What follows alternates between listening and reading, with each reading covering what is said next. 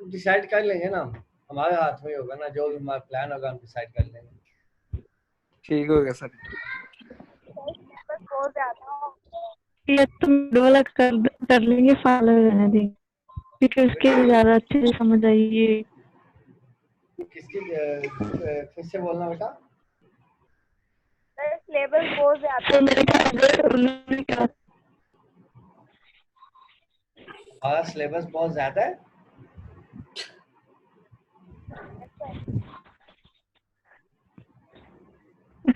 मेरी बात हमारी देखा बेटा, आपके पास रात में सिग्नल्स का इशू है, तो आपकी आवाज नहीं मुझे प्रॉपर आ रही। आप ऐसा करो ना, चैट में मैसेज लिख के मुझे भेज दो, मैं रिप्लाई कर देता हूँ।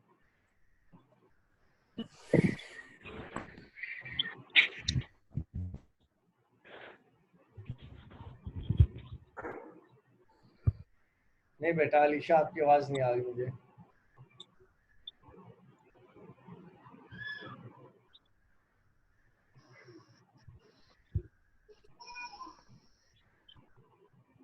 अगर सर जी ये जो मिड अगर असाइनमेंट की सूरत में होता है, प्रोजेक्ट की सूरत में होता है, हाँ तो फिर ये जो हमने मिड का सिलेबस पढ़ा है ये फिर 25 इंक्लूड ही करेंगे आप? ये फिर हम छोड़ देंगे ना, नहीं ऐड करेंगे। Okay okay, thank you sir. अगर मैंने इसी कोर्स में से आपसे असाइनमेंट्स ले ली और क्विज ले लिया ना, तो फिर जो जी हमने जी, मिड का डिसाइड किया था वो आपका फाइनल में शामिल नहीं होगा। ठीक होगा सर। ठीक है ना। ये जी बेटा अलीशा आप बोले।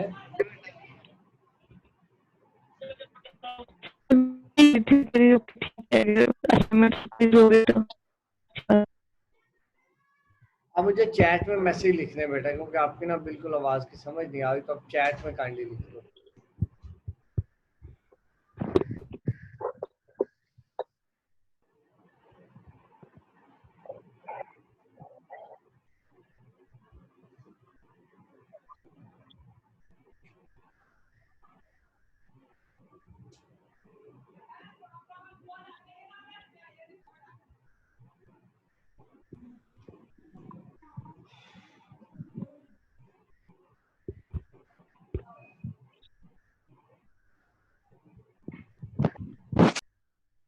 जी किसने कोई बार पूछ लिया तो आप में से चैट में भी पूछ सकते हो, मैं मैसेज का जवाब आपका दे देता हूँ अभी।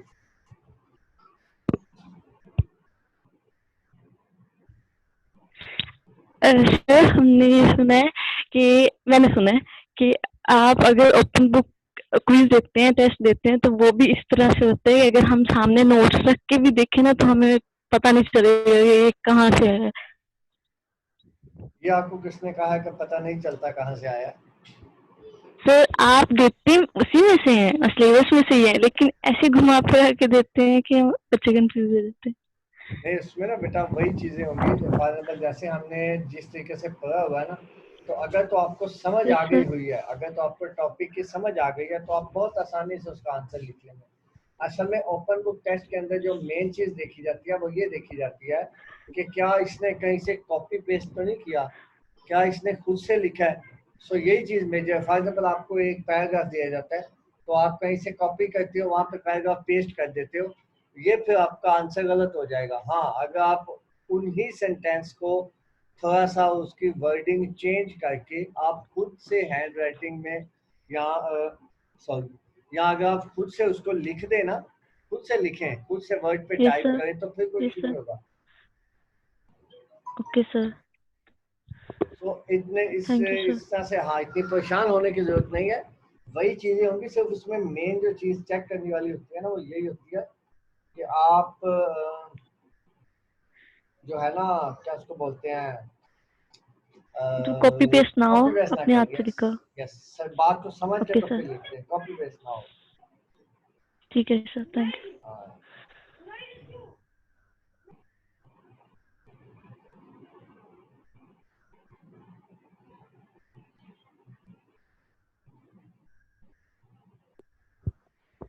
सर क्विज से पहले बता दीजिएगा। बेटा फिर से बोले। बता दीजिएगा टॉपिक से। अटेंडेंस सर वो कहिए कि टॉपिक्स पहले बता दीजिएगा कि इसमें से कोई जाना है। वो हाँ यस यस वो तो आपको पहले बताएंगे, वो तो हर चीज पहले बताएंगे बेटा, ओके सर। वो आपको पहले बताएंगे।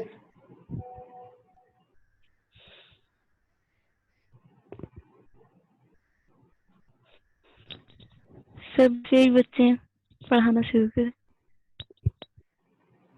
क्या हुआ? मैंने कहा बस यही बच्चे हैं, सारे आ गए हैं। सारे आ गए, 10 आ गए हैं, 3 अभी नहीं आए हुए हैं, सही ना? कौन कौन है बोला 3 जो एब्सेंट है? जी सर अभी 3 रहते हैं, 1 2 3 उनमें 4 से फीमेल, मेरे ख्याल में 2 फीमेल्स नहीं है। मुबर्रा जी, मुबर्रा, आसिफा और उसके अलावा एक है एहसन। मुबर्रा, आसफा और एहसन है ना? ठीक है, यस सर। ठीक, मैं लिख लेता हूँ यहाँ पे ताकि फिर आप अटेंडेंस लगाएं। तो मुबर्रा, आसिफा और आसन, और बॉयज में से भी कोई बोल ले भाई, या आप लोगों ने चुप शादी हुई है, कोई बात नहीं पूछनी? या सो तो नहीं गए कि सर जी जूम को कनेक्ट करके सो गए हो? सर जी ये जो ओपन बुक टेस्ट और क्विज होगा ये टॉपिक वाइज होगा?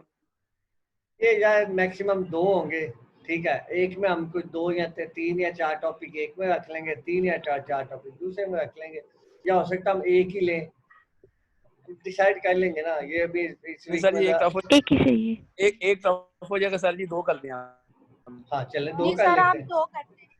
ठीक है 2 कर सर लेंगे, 2 कर दें। 2 कर लेंगे, 2 कर लेंगे जी, नो इश्यूज। अच्छा आज मैं आपको थोड़े से कंटेंट्स पहले बता दूं जो हमारे इस वीक के जो हमारे टोटल कंटेंट्स हैं, ठीक है ना? सो उसमें से फिर आप ऐसा कर लें कि, बल्कि हम ऐसा करते हैं नेक्स्ट वीक से रिवीजन ऑल टुगेदर मुकम्मल रिवीजन करते हैं, बजाय इसके कि मैं आपको कहूँ कि कौन सा टॉपिक आपको नहीं आता वो बता दें, ठीक है ना? सो हम सारे टॉपिक्स की डिस्कशन करते हैं। चले जी, बिस्मिल्लाहिर्रहमानिर्रहीम। पहले मैं आपको आज जो है ना सिर्फ टॉपिक्स के नाम बताऊंगा, आपने जाके इनके जो आपके पास नोट्स हैं वो इकट्ठे कर लेने हैं, जो आपके पास वीडियोस हैं वो आपने देख लेनी है, ताकि आपके पास सारे नोट्स वगैरह हर चीज़ कंप्लीट हो जाए। जो चीज़ की कमी हो वो आप लोग इसी वीक के अंदर किसी भी टाइम आप मैसेज कर सकते हो, कॉल कर सकते हो, आप लोग पूछ सकते हो कि सर ये चीज़ मिसिंग है या ये कॉन्टेक्स्ट मिसिंग है, जो भी मिसिंग होगा ना वो आपको मिल जाएगा। नेक्स्ट वीक से फिर हम इसके रिवीजन स्टार्ट कर लेंगे, ठीक हो गया जी? चले जी, हमने ये आपका कोर्स था BPAA421 और इसका जो टाइटल था वो था जी variety development, registration and seed production, right? Okay, इसके अंदर जो हमने थ्योरी के अंदर जो हमने कंटेंट्स कवर किए थे, वो सबसे पहले हमने प्लांट ब्रीडिंग की डेफिनेशन की बात की थी कि प्लांट ब्रीडिंग एक्चुअली है क्या। उसके बाद हमने उसके ऑब्जेक्टिव्स की बात की थी। ऑब्जेक्टिव्स के लिए मैंने आपको एक फाइल दी थी छोटी सी, उसमें कुछ थोड़े से 8 10 12 ऑब्जेक्टिव्स लिखे हुए थे। उसके बाद हम चले गए थे वैरायटी डेवलपमेंट की बात करने, उसमें फिर हमने वैरायटी की डेफिनेशन की, फिर हमने हाइब्रिड की डेफिनेशन करी, फिर हमने वैरायटी को डेवलप कैसे करते हैं उसके प्रोसीजर पर, ब्रीडिंग मेथड्स हमने कुछ थोड़े से डिस्कस किए, जिसमें इंट्रोडक्शन था, सिलेक्शन था, हाइब्रिडाइजेशन था। उसके बाद हमने वैरायटी की इवेल्युएशन का प्रोसेस और उसके अप्रूवल का प्रोसेस पढ़ा। उसके बाद हमने क्रॉप इंस्पेक्शन की बात की, जिसमें हमने 3 मेथड पढ़े थे, अपना जो है जिसके अंदर फिजिकल प्योरिटी देखते हैं, जेनेटिक प्योरिटी देखते हैं, और जो है ना ये दोनों चीज़ें मेजर देखते हैं। उसके बाद हमने फील्ड इंस्पेक्शन टेक्निक्स की बात की, जो कि आपको याद होगा कि फील्ड में या तो हम जिगजैग एंटर होंगे और फिर एग्जिट लेंगे, ठीक है ना? वो जो 4 या 5 हमारे पास मेथड डिफरेंट थे फील्ड इंस्पेक्शंस के, वो आपने करने हैं। जी बेटा बोले।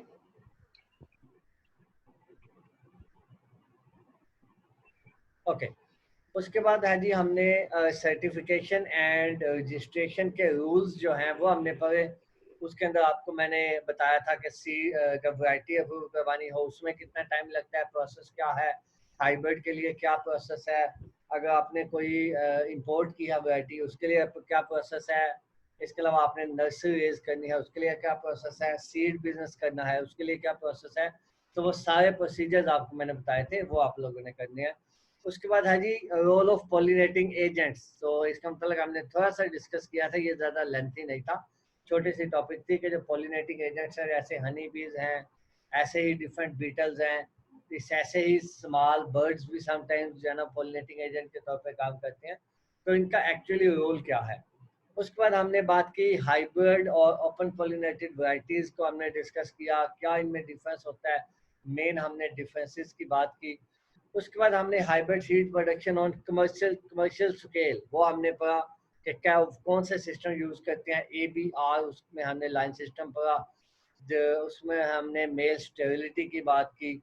ठीक हो गया ना। उसके बाद हमने प्रॉब्लम्स डिस्कस किए कि हाइब्रिड सीड प्रोडक्शन में क्या प्रॉब्लम्स आते हैं जी।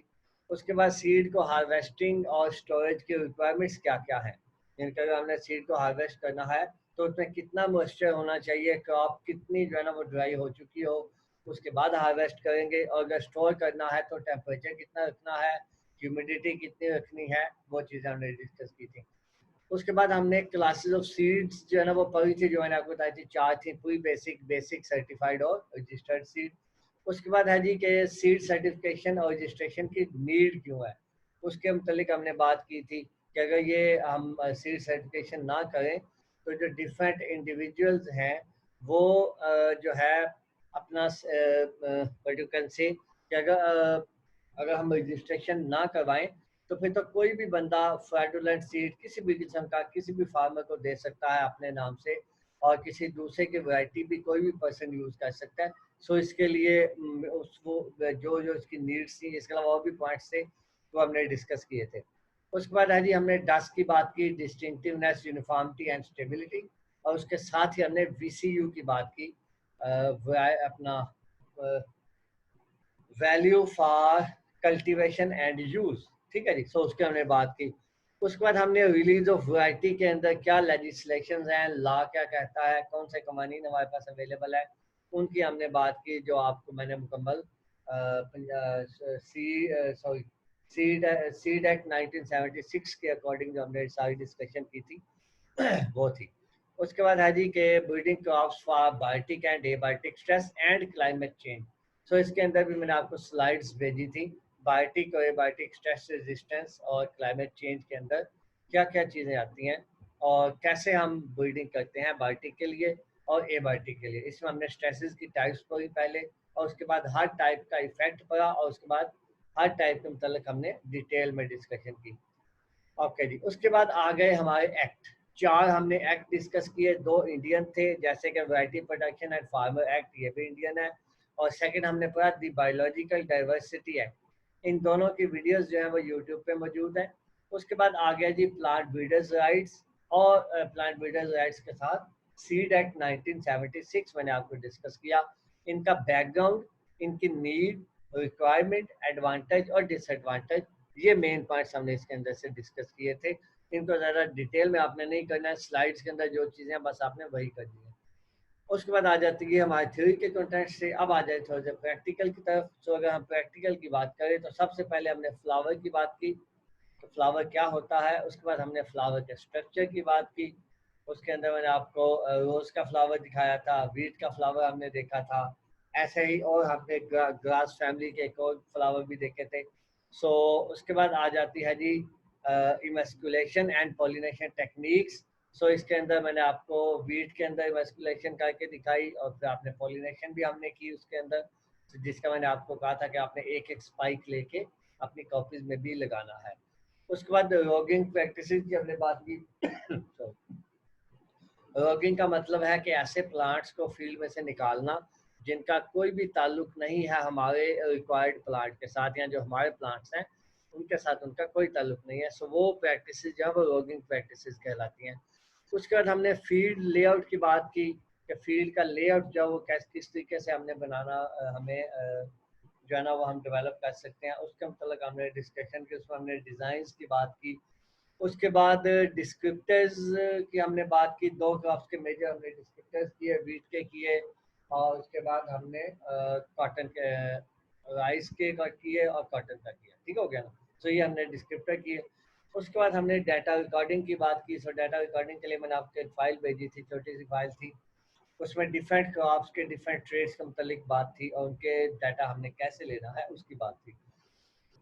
और फाइनली जो हमारा लास्ट टॉपिक था जिसकी वीडियो यूट्यूब पे मौजूद है वो है the preparation of proposals for variety and hybrid approval. तो उसके लिए क्या प्रपोजल है वो आपको बताया कि सीड रजिस्ट्रेशन एक्ट 1987 के अकॉर्डिंग जो है वो हम प्रपोजल बना सकते हैं, ठीक है ना। तो उसके अंदर जैसे मुकम्मल डिस्कस किया था कि कौन कौन जो है वो वैरायटी का अप्रूव करवा सकता है, जिसमें फार्मर आ जाता है, ब्रीडर आ जाता है, कॉमन मैन आ जाता है, या कोई भी पर्सन जिसको ब्रीडर अथॉरिटी दे, या कोई भी पर्सन जिसको कोई फार्मर अथॉरिटी दे, वो जो है वैरायटी अप्रूवल के लिए अप्लाई कर सकता है। सो उसके लिए रिक्वायरमेंट्स क्या क्या हैं, क्या क्या चीज़ें हमें प्रोवाइड करनी पड़ेगी, वो सारी इंफॉर्मेशन आपको जो यूट्यूब पर वीडियो पर या उसके अंदर प्रोवाइड की गई हैं। प्लस इसकी आपको स्लाइड्स जो है वो भी दे दी गई हैं। That's all. ये जो हमारे कंटेंट्स थे थ्योरी के और प्रैक्टिकल के, इनको आप एक दफ़ा आज आप देख लें, फिर से अपने नोट्स वगैरह इकट्ठे कंपाइल कर लें, अपनी जो वीडियोस हैं यूट्यूब की वो कंपाइल कर लें, और उसके बाद अगर इसमें से कुछ मिसिंग है या कोई पॉइंट आपको समझ नहीं आता तो वो आप इस वीक भी डिस्कस कर सकते हो। प्लस इंशाल्लाह नेक्स्ट वीक से हम इसकी रिवीजन स्टार्ट कर देंगे। That's all. अब अगर आप में से किसी ने कोई क्वेश्चन पूछना है तो वो पूछ सकता है। Thank you very much.